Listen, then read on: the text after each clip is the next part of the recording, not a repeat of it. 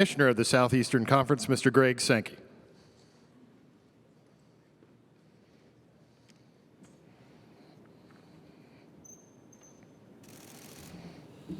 Thank you, Kevin. Welcome to Atlanta. It's good to see everyone.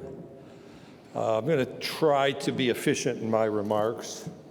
I'm reminded of the great American philosopher Vincent Spicoli, who once observed that you're here and I'm here, so it's really our time to talk about that which is on my mind and try to save you some time as well. We should never take for granted that we're able to gather together after what we've experienced the last 2 years. We want to make sure this is a valuable time, and so we have staff and volunteers here to support your effort, and please reach out if they may be of assistance. It's good to be in Atlanta. It's a city of history for the Southeastern Conference. It was here in 1933 that the conference conducted its first annual meeting. So it wasn't annual at that point, it became annual. It's also the site of the conference's first ever men's basketball tournament, that also happening in 1933. It's happened here 12 times since, including one interrupted by a tornado. It's been the home of our football championship game since 1994. We moved media days, which doesn't happen a lot in conferences. We moved media days here in 2018. We planned to be back in 2020 until COVID hit, and it's great to be back here today. We're excited for the start of the season. You're going to hear that 14 more times from this podium, I expect, right? But part of the excitement being here is on September 3rd, Oregon and Georgia will play in the Mercedes-Benz Stadium. As you look to the end of the season, or towards the end of the season, the Chick-fil-A Peach Bowl will host one of the college football playoff semifinals on December 31st.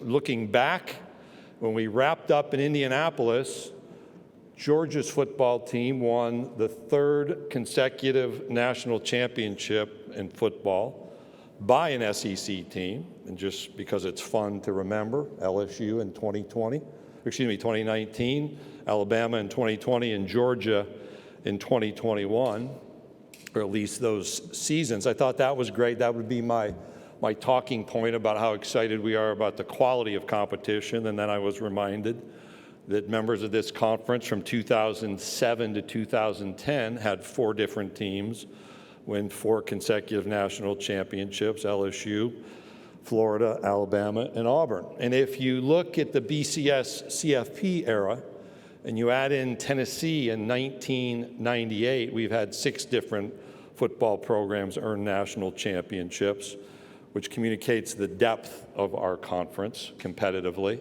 And I'll let you make the comparisons between us and our colleagues as it relates to national championship success in football. But as we watch the college football world change around us, we are absolutely proud of the competitive team and individual achievements earned through the Southeastern Conference, be that on the football field, the women's basketball court, the baseball field. The World Championships in track and field showcase young people who've had an experience in this conference and every other one of our 21 championship sports. The reality, though, is that away from the games and the playing fields and the courts and the tracks and the courses, it's been quite a summer. Actually, quite a year for those of us who write about, those of you who write about, and those of us who work in college athletics. You go back to June of 2021. We had a Supreme Court decision in Alston versus the NCAA. The onset of name, image, and likeness really took place on July 1st through the onset of different state laws and an alteration of potential plans for NCAA governance in the aftermath of the Alston decision. Later in July, we, as a conference, issued membership invitations to the University of Oklahoma and the University of Texas to join the Southeastern Conference effective July 1st, 2025. We saw creation of the NCAA's Constitution Committee. We watched more membership transition among conferences in Division I. The NCAA Transformation Committee was announced in December. We had another uptick in COVID. which introduced disruption and felt eerily similar to what we experienced through the 2021 year. We had, as you know, consideration of expansion to the college football playoff format that ultimately was not adopted under the current CFP governance structure. This spring, the NCAA announced the transition of its president, NCAA President Mark Emmert, and the commencement of a search to fill that role. And then on June 30, right after I got to my lake to relax, the announcement came that the Big Ten would expand its membership to include USC and UCLA, which created a busy few weeks for you and for me as we tried to separate truth from fiction. You tried to figure out what your competitors knew or didn't know and what they were reporting. Tried to figure out the different agendas, and you worked to post stories quickly. So much for our summer vacation. So that brings us here to begin the talking season ahead of college football. And in preparation for my comments, I went back to my first Media Days remarks in 2015. I'd been to any number of those as a member of the SEC staff, but I started reading through each year's comments, and in 2015, again here in 2018, and a couple times since, I began not with Mr. Spicoli's quote, but with a reference to Bob Dylan's "The Times They Are A-Changing." And I've never lost sight of that reality. I'm not sure we all understand what is intended by those lyrics or conveyed by the phrases that the wheel's still in spin. But times are changing more rapidly than ever. And you saw some of that play out this spring. So at our Destin meetings, we started with a small meeting of our head football coaches. And I went in with a very clear focus on a message, probably not the message that you thought I would communicate, maybe not the message they thought they'd hear, but one that was clear and direct.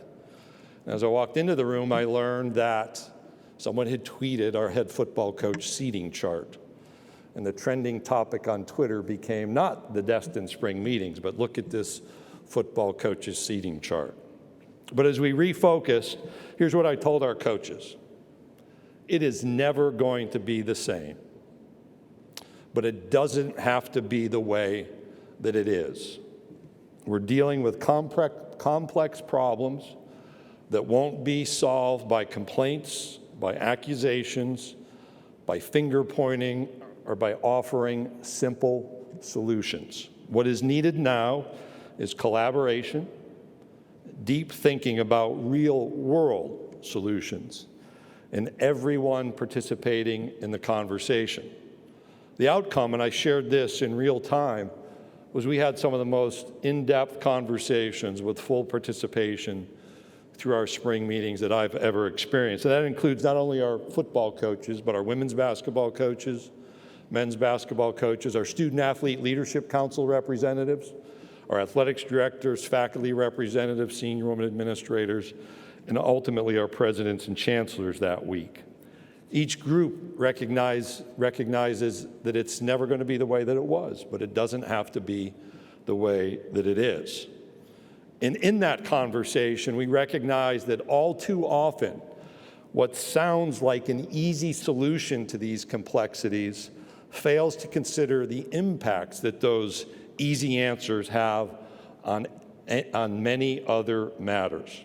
And frankly, in college athletics, we're here because we've either pushed aside some of those conversations and decisions, or we've dealt with the easy solutions rather than the complexities that account for the full breadth of outcomes and consequences.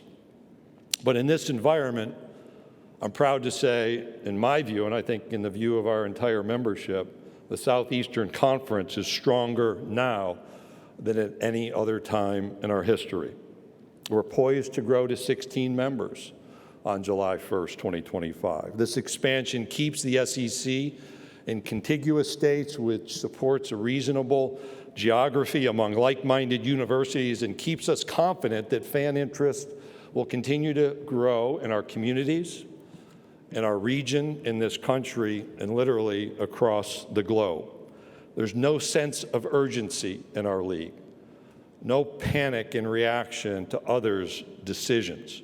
We know who we are confident in our collective strength, and we are uniquely positioned to continue to provide remarkable experiences educationally and athletically, along with world-class support to student athletes. It is a compliment that people from all across the country and all across the globe want to be a part of the Southeastern Conference.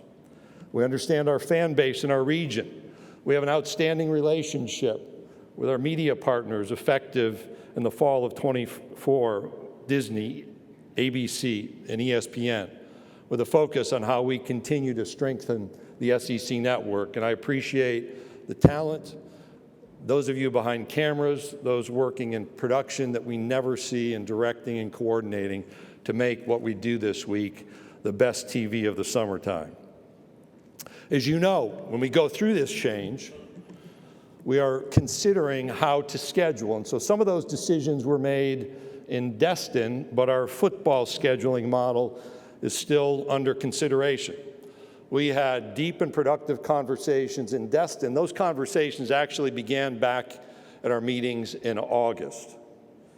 And when we concluded our discussion in Destin, we had a focus placed on a single division model with the ability to accommodate either an 8-game or 9-game conference schedule.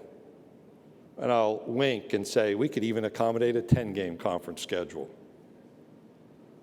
I see all of you look up. I just wanted to see if you're paying attention. So that's actually not our focus.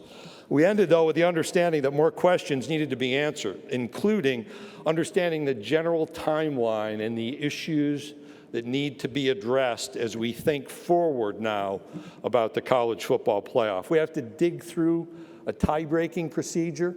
So we have over a quarter century in divisions, and we understand all the nuances about how to break ties. But we have to dig a bit deeper there with this single division concept in front of us. And we want to understand the impact through the use of analytics on bowl eligibility for our teams who are growing their programs, and college football playoff access dependent on the number of teams that might be included. And so there are a range of possibilities being considered. We have time to make a decision, and as you've seen before with us, particularly in the last few years as we dealt with some difficult issues, we're going to use that time to inform our decision-making and not be subject to an arbitrary deadline. The national issues, though, go beyond the Southeastern Conference, beyond the college football playoff, beyond conference membership changes, and include important conversations about the future of the NCAA and its ability to be effective at leading the overall collegiate athletics enterprise, and how we effectively support young people who choose on their own to engage in name, image, and likeness activity. Last July, on that list of issues we've seen over the last year, the NCAA's Board of Governors issued a press release that included these words, quoting, "The Special Constitutional Convention is intended to propose dramatic changes to the NCAA Constitution and to reimagine aspects of college sports so the association can more effectively meet the needs of current and future college athletes." And that same press release included statements like, "College sports must quickly adapt. This is not about tweaking the model we have, and we cannot go on as we are." At the end of that constitutional effort, what's really changed? You need to ask yourself that question. Did we need that effort to get at some of the Division I problems? I would submit not, but someone is correct in that statement that we cannot go on as we are. In October, the NCAA announced formation of the Division I Transformation Committee, and I'm proud to serve on that committee with co-chair Julie Cromer and 19 other individuals who have spent an enormous amount of time trying to sort through the difficult issues we have. The press release announcing creation of the Transformation Committee referenced the complexity of issues in Division I. That observation was spot on. There is a complexity of issues that doesn't lend itself to the easy button. and not necessarily to immediate resolution. And so those issues include the need for a meaningful membership process, dealing with enforcement and infractions issues where college athletes face uncertainty and penalties related to actions that may have taken place when they were in junior high or elementary school. We have a rule book that simply grows and grows and grows. We have a governance process that has key committees and councils populated by participants who rarely, if ever, speak, and who are being asked to make important national policy decisions when they may not have that same authority on their day-to-day work context on campus. We have a bureaucratic process that leaves issues languishing for months or for years. Again, it's correct. We can't go on as we are. We're making progress on those issues. In August, the Division I Board of Directors will receive a report which won't solve every problem, but will deal with the issues around enhancing the student-athlete experience, modernizing the transfer rules, dealing with that rule book and trying to reduce it, and refining that infractions process with a focus on bringing matters to conclusion in a timely manner. And then as we look at the fall, we're going to have some difficult issues around membership. That issue was not created by the 5 conferences labeled the Autonomy Conferences or by FBS. It was assigned to the Transformation Committee by the Division I Board. We're going to have to determine how to make effective decisions in Division I. And there are incredible disparities around revenue, around expenses, around support, and around expectations in this division. It makes it difficult to ensure the presence of shared values and common purpose around supporting athletics programs. We also need to make sure we enhance the experience for student athletes in NCAA championships. What's happened before can never happen again. I don't expect that will be easy, but it's important and will play out through the fall months. I did not mention name, image, and likeness because that's been reserved by the Division I Board of Directors. And on May 9th, you saw a statement from the board that I think was helpful. The question is, what's happened as a result? We need clarity from the NCAA National Office on what's happening and what will happen under the NCAA Division I Board of Directors directive. It's a difficult issue, subject to the onset of state laws that came into effect last July. And since that time, some of those same states have pulled back from those laws because it's in the state's competitive interest to do so. It's exactly what we warned about dating back to 2019, that a patchwork of state laws was the most ineffective way to approach name, image, and likeness. And here's our view.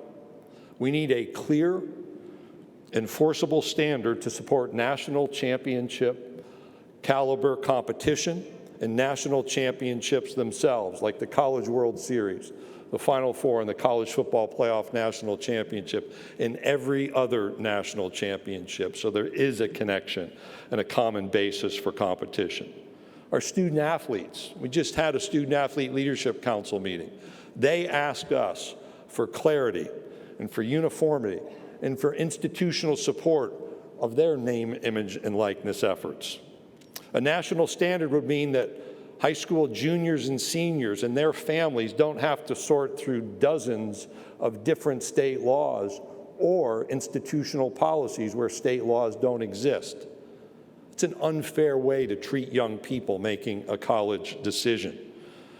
And a common standard would allow them to have clarity around the rules and policies that govern their own decision-making and activity.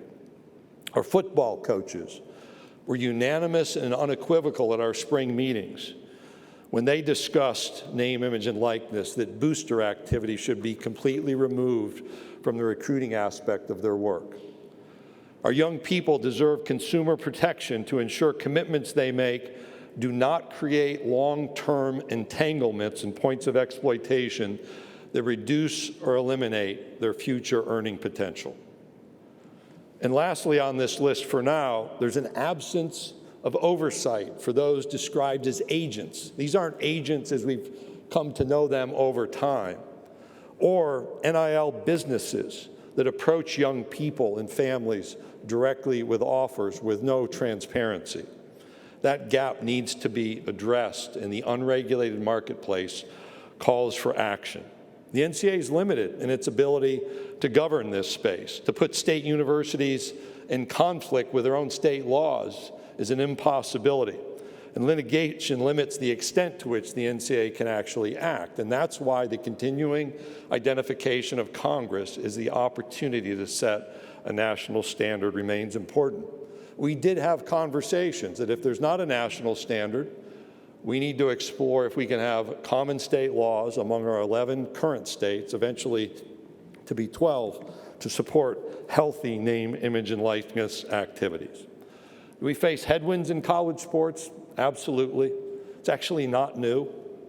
It's a decades-old problem, and those decades-old problems now rest firmly on our agendas. The SEC will not be complacent, even with the knowledge that we're in a position of strength. Now's the opportunity and the time to continue to support our student athletes, and to the extent we can do more, we actually do more. We must take the step forward to make sure the experience that's present today is there tomorrow and for decades to come. One of the great things I'm able to do is visit with leaders of today, our presidents and chancellors, athletics directors, and other key campus leaders, and the leaders of tomorrow. Those are the young people on our teams, which is why, despite the difficulties, despite the challenges, knowing the successes that are present, I'm confident that the best days of the Southeastern Conference still remain ahead. So with that, Kevin, I'll turn it to you, and we can entertain some questions, and we'll see how I do with the answers. Thank you, Commissioner. If you have a question, please raise your hand. Jack, Jake, and Preston, we will get a microphone. So we're going to start right over here in the middle. Ron, go ahead, Ron. Please give your name and affiliation. Yes, Ron Higgins, Tiger Details. Greg, do you anticipate maybe Texas and Oklahoma coming in the league early ahead of time? That's not up to me. That's about the relationship between Oklahoma, Texas, and the Big 12. We are focused on the addition being effective July 1st, 2025. Okay, we're going to go down here on to our right, second row. Richard Johnson, Sports Illustrated. Greg, with what's happened in the country the last few months, in addition to it being an election year, do you think that that makes it even more difficult for Congress to do something to make a clear, enforceable NIL policy? Go back, Richard, to March, and I made a list in a meeting of matters present, a war in Ukraine, the economy, Build Back Better that was introduced and not moved, and the differences that exist in Congress. And we have a midterm election coming up, and things that have happened over recent weeks and months have just added to that. The reality was, when I had that conversation in March, I wasn't looking to necessarily this Congress to be the solution, just because of the timing. We've had conversations with leaders from both sides of the aisles, and we'll continue to do so, because regardless of what's happened recently or what happens with the election, we need a bipartisan solution for this national concept to move forward. And if we don't, then we're going to be left not simply creating conference rules. We're going to have to deal with state laws that vary in our region, and that was actually part of our conversation in Destin as well. But the focus will remain on a national solution, and Congress is the venue for that option. Okay, we're going to go right over here on the left, about 4 rows back. Greg, John Sokoloff of WCBI TV in Columbus. You mentioned one of the bigger issues with that single division model was the tiebreakers and figuring out that stuff. What are some of the other issues when y'all think about finalizing that single division format? John, you didn't even have to introduce yourself, because I was in Omaha and heard you ask a question in those press conferences leading up to the Ole Miss National Championship. So welcome to Atlanta. The list of issues, so tiebreakers one, the number of games and what that means from a scheduling standpoint, the imbalance around 9 games versus the comfort with 8 games. What happens with non-conference schedules, and we have a requirement that 9th game right now be among an Autonomy 5 type opponent. How do we dispose of or maintain that particular policy. The impact on bowl eligibility and college football playoff access I mentioned. When I go through 6 different teams having won national championships in the last 25 years or so, no one comes close to that number. So the level of competition here, while people want to be a part of it, we're attentive and sensitive to that.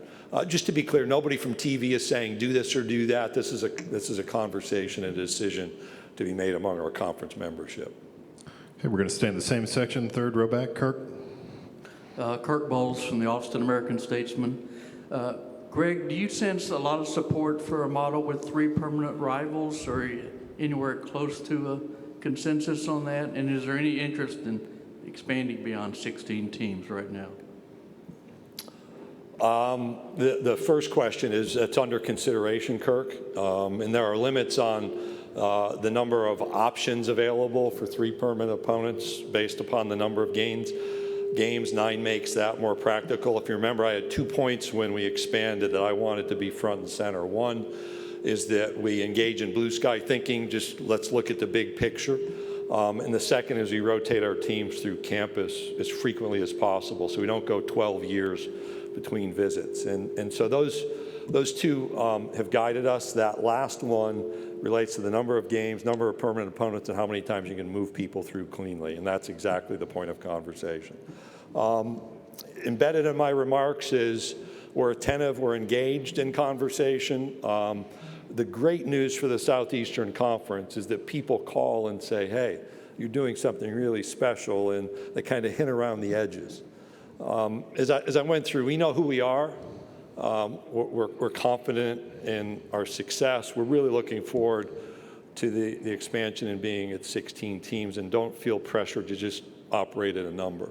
But we'll watch what happens around us and be thoughtful but be nimble. Commissioner, we'll go to our right, second row. Charles Odom with the Associated Press here in Atlanta.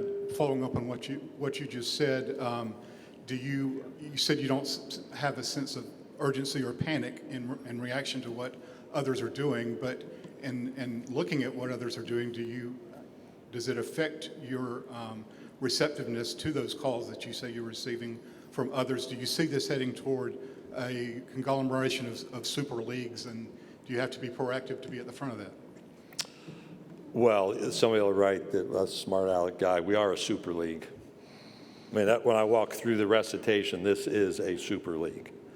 So as I visited with our presidents and chancellors and ADs, now understand the timing is this news broke June 30.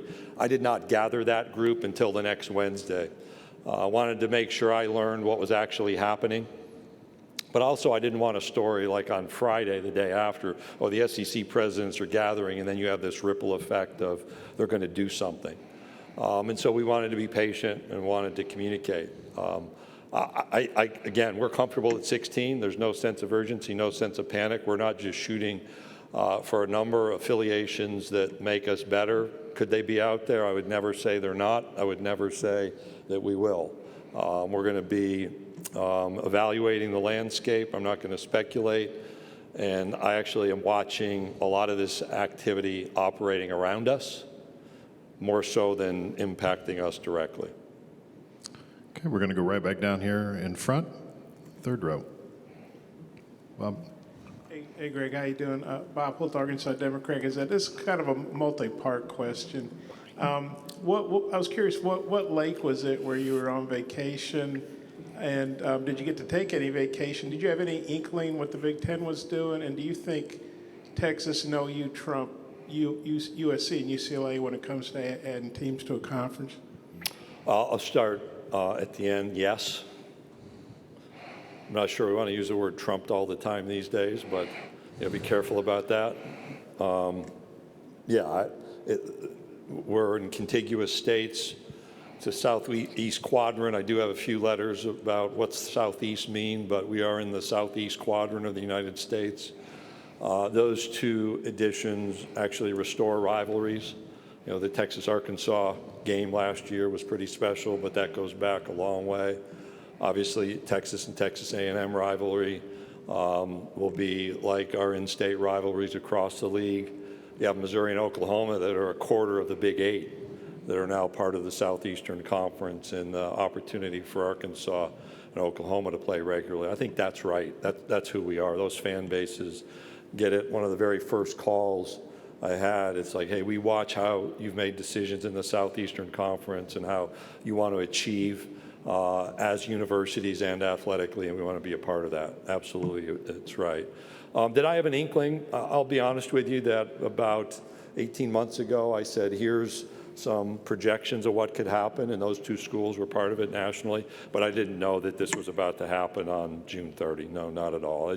As I look and try to project what takes place and guess, that type of movement was somewhere in my thinking, but not at that moment. And it's where I grew up, in Skaneateles, New York. Skaneateles. So I've lived in two places that are tough to spell, Skaneateles, New York, and Natchitoches, Louisiana.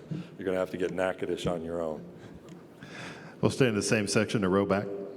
Hey there, Greg. This is Lane Higgins from the Wall Street Journal. Where are we at, Lane? There Right you go. here.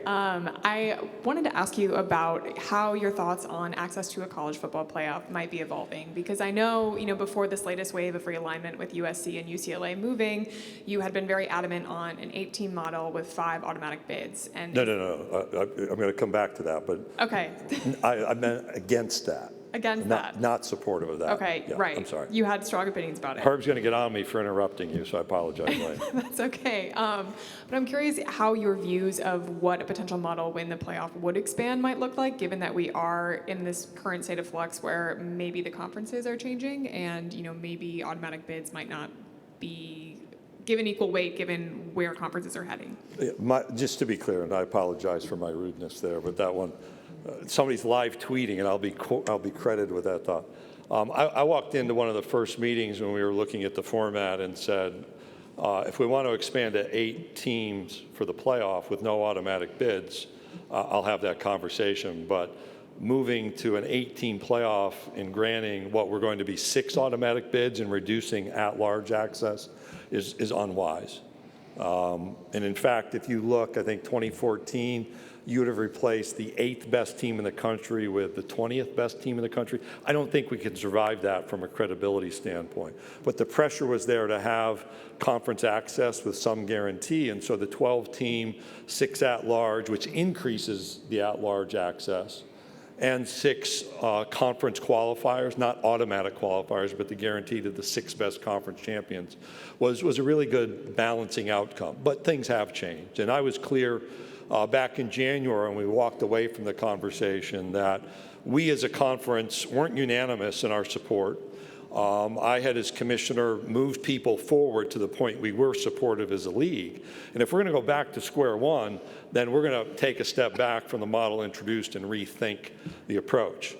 Number of teams, whether there should be any guarantee for conference champions at all. Just earn your way in. There's something that's healthy competitively about that and creates expectations and support around programs. Where we go, we'll see. We've had one initial conversation in late June. I walked into that meeting not very optimistic about the ability to talk through issues, and I walked out much more positive about the path forward than when I walked in. And there's a lot of work to do. We have time and we'll use it. And it's the same type of issues that you've heard, AQ or no AQ, how many teams, what's the relationship to the bowls, when do we play these games on a calendar. We really need to look at that more deeply than we did in the previous iteration. So we'll see how it goes. But those are the realities. But I'd be fine with no AQs, whether it's 4 like we have now. It's a model that's worked, 8, 12, but the inclusion of conference champion access was I thought an effective compromise at a 12-team playoff. We have time for a few more. We're going to start right here on the front row on the right.